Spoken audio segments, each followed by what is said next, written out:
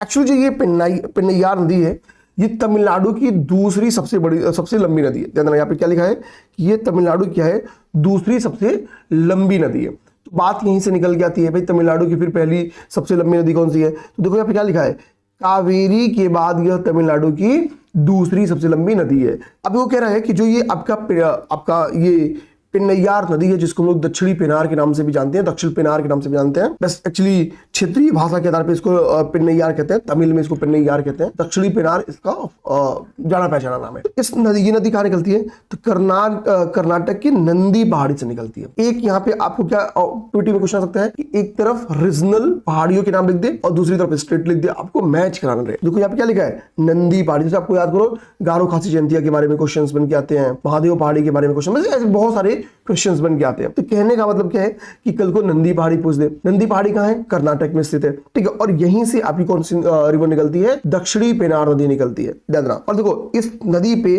कुछ डैम्स बनाए गए, जैसे ठीक है यहाँ पे देखो कल्लावरपल्ली, ठीक है, कृष्णागिरी, सथानूर, ये सब क्या है? ये सब इस पे डैम्स बनाए गए हैं। और इस पे जो सथानूर डैम है ना, ये इसका सबसे बड़ा डैम है। सथानूर डैम इसका सबसे बड़ा डैम है। तो हमने क्या देखा कि भाई इस पे बने डैम्स का नाम देखा,